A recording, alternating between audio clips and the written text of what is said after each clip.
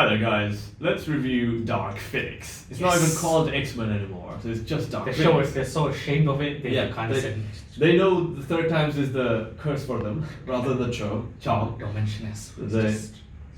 It's not even an Xmen film anymore. It's just Dark Phoenix. If you really want to watch something dark and phoenixy, this probably is the film for you. So, without any further ado, let's delve into it. I haven't watched it. Abu here has, my co-host.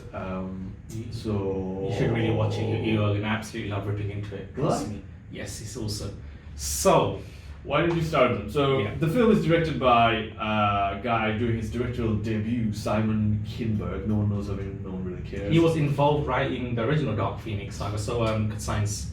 I mean, good for him, I suppose. Bad for people of the earth. So obviously, this film is the third film in the reboot of the Xmen film franchise. The fourth, I think. That was the fourth? First Class, Days of Future Past, Apocalypse. So this is the fourth. Yeah. My bad. Fourth film, but I mean you can forget it anyway. So this film stars again James McAvoy as Professor X, Michael Fassbender as a cool guy, Jennifer Lawrence as a whiny girl, Nicholas Hoult as a guy who really don't know what he's doing, Sophie Turner from Game of Thrones, everyone loves her, Ty Sheridan, I don't know who he is, I actually do. But anyway, this film is also scored by Hans Zimmer because Hollywood doesn't really have any more creativity to find anyone else to score their films.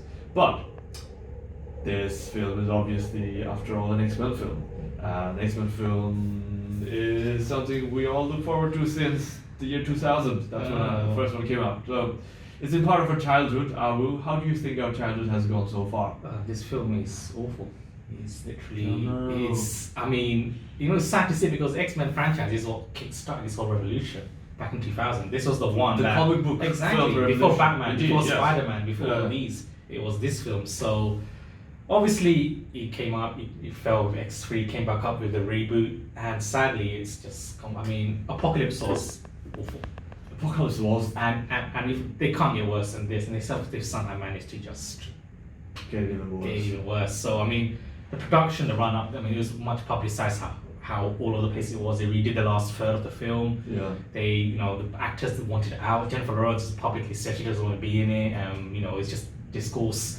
And the signs weren't looking good. But you'd think hopefully they would at least do something because this is the last stand essentially, no pun intended. Because once Disney are taking over, right? So, nice. so Disney are taking over. This is like they can do whatever they want. They can go, all out and just make some nonsense, whatever.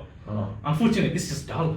It's like the dull Phoenix. It's just doesn't feel like an X-Men. It doesn't feel like anything. Logan was dark, but that still had its charm to it. It was dark for a reason. Oh, Logan was so This good. is just dark. This is just a bunch of teens being depressed for no reason. Right. So Jennifer Lawrence as Mystique, who should not be the lead, to be honest, but she's forced into the center because she is Jennifer Lawrence. They made a mistake in casting her as the center. Her character is just whiny. Sansa, as I want to call her, she's essentially playing Sansa in this. She's just depressed, crying, sad. Yeah, I'm like, she's good in Game of Thrones as that. Yeah. But hey, you need a bit more charisma, a bit more something about you to pull the lead. Being a lead is different to being a side because character. The film really is named after her. Exactly. So, and we don't know enough about her anyway. She was barely in Apocalypse, so she comes in here. True, yeah. We barely know her here, so kind of like, why should I be invested in you? There's no reason to. They've not really built that up enough. And apparently, so she's the Dark Phoenix. Can you just go in a bit about the story? What happens? Story. Okay, so they go into space. Yeah. Because now they go into space. Yeah, they're like Thunderbirds in space now. International Wrestling. Where did they get all this funding from? So they go into space, right? They try and do this mission, and Sansa gets exposed to some cosmic solar flare. She absorbs and becomes Phoenix. But then we're like, did she become Phoenix in Apocalypse? We don't know. We just ignore. Whatever. Just ignore it, yeah. It did happen. In space now. They rebooted time somehow again. So they go to space and she becomes Dark Phoenix now. And she's trying to cope with her powers and she's angry and angsty and I don't know what to do. And then someone dies. It's in the trailer anyway who dies, but I'm not going to mention it just in case. And then it's basically just following the adventures of, we need to rescue her from herself. But also these aliens come along. That's also the last stand again. Why the aliens? Well, we don't know. These aliens come in and they want her power as well. It's never really explained who aliens? Yes. So Jessica Chastain. Did you just say aliens? Yeah, so Jessica Chastain's character, who is so forgettable, right? We don't even know. Her name is said once, and literally I have no idea what she was called. I found out what her name was at the end. You have aliens in this film. So I thought going to space. Yeah, just as well. Professor X somehow funding a rocket mission was weird enough. So apparently these aliens come in. They essentially are the Skrulls from Captain Marvel. They're shape-shifting. But the thing is, in Captain Marvel, you at least knew what the background was. Here, these aliens kind of fading, like their true self is kind of like shady. You see them in the dark. Then they transform into humans. I'm like, fair enough. But even as humans, they're just dull. They're just normal, average, everyday people. There's nothing That's what they want you to think. Yeah, but even then, like, I don't care. It's just a random guy in a suit, random guy in a suit, random guy in this. Like, that's not intimidating.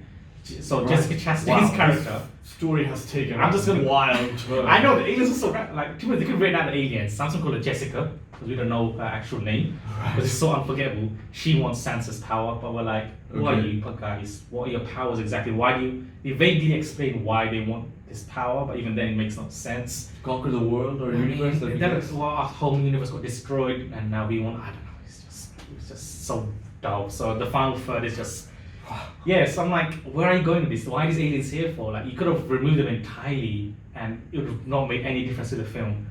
I mean, they could have just gone with Phoenix is evil, let's go stop her. Wow, yeah. I mean, the last time. It would have been boring, but at least, I mean, it would have been repetitive, but it would have been better than this whole alien shenanigans, which really slowed down the film totally. Right. What was bad for that was so many, but I mean, it's all negatives. I mean, Professor X is now an asshole for some reason. He just wants the fame and the gala dinners. He's putting that ahead of the safety of his team. I'm like, what? Since when did... He went Spider-Man 3. What? Yeah, dark emo Peter. But yeah. So I'm like, why is suddenly Professor X wanting accolade and acclaim from the media and the... Like, he was never all about that. Suddenly he's all about that. I'm like, where did this change come from? It doesn't make... It happened so quickly. Midlife crisis, who knows? I mean, I don't know, but this Xavier is supposed to be around 60 or 50. It's supposed to be like... This happens in the 90s, so timeline-wise, he should be nearer... Patrick Stewart's kind of right, not this young. Yeah. Because in First Stand he was a bit cocky, but that was understandable. I mean, First Class. He's a young guy. This is now, and this is another flaw. Is like they should be in the 60s. So I don't know why they still got James McAvoy and Fassbender. He don't look. They have not even done any makeup on them to make them look older. They just look the same. It's just totally all over the place. It's just right. And it's. Wait, so you mean they actually are meant to be 60s? Yeah, someone did the work in the timeline. It jumps into the 90s. This is in the 90s now. Oh, it was in the you're 80s. joking. First Class was during the World War, yeah, so this guy's meant to be 60, but he looks 40. Yeah, they look the same as they did. They look barely anything. So, I mean, if I want to say some good stuff, I don't know whether I totally... Quicksilver is great, but he's nerfed out of it, because they know he's too powerful, so they kind of need to get rid of him for the finale. Of course. I think Storm, Alexandra Shipp, I think she's called, she's got a lot of charisma in her. She's barely in it. I think she was really... Like, she has something about her as Storm. Like, oh, okay, this character's really interesting. Why isn't she... She looks the most interesting as well. Why isn't she front and center? Why is like Mystique doesn't want to be there? Just throw her out, bin her. Right. It's just like she should be there with Cyclops. I mean, but she's kind of periphery. She's essentially the most powerful, but she barely does anything. Storm. Well, she can control lightning and stuff, but she gets beat by a guy with dreadlocks who spins it around. I'm like, why is Storm struggling against dreadlocks guy? Well, if I'm inside the house, she's outside. She's fighting outside. Like, you'll find this guy with dreadlocks, that's his like power, he sticks his dreadlocks around. Right. Like, Storm, why are you struggling to fight this dreadlocks dude? You should just be, go away please.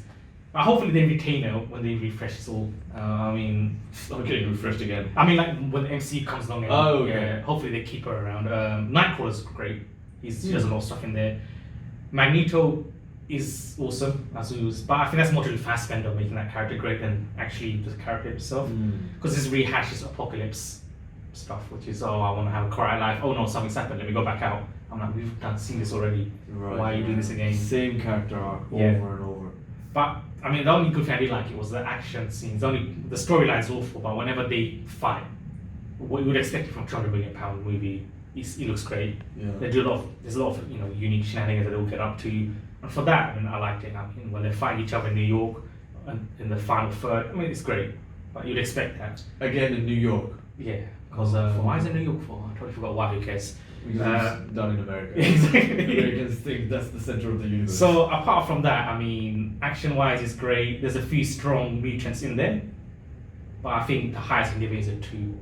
I think it's 2 out of 10. 2 out of 5. 2 out of 5, so 4 out of 10. Yeah, I mean, if it wasn't for the action, it would be just awful. At least it's got that. That's at least kept me somewhat entertained. Because that's what I'm going there for. How long was the film? Was it long? I don't know, man. I was checking cricket score because the film was so utterly. Right. 114 minutes. That's a pretty long film. Yeah, exactly. Yeah, when the storyline is not captivating, it needs action to at least. So whenever the action kicks in, it's good. Or apart in between that, it's how's the ending though? Is that every damn film we play chess, and it's just bad.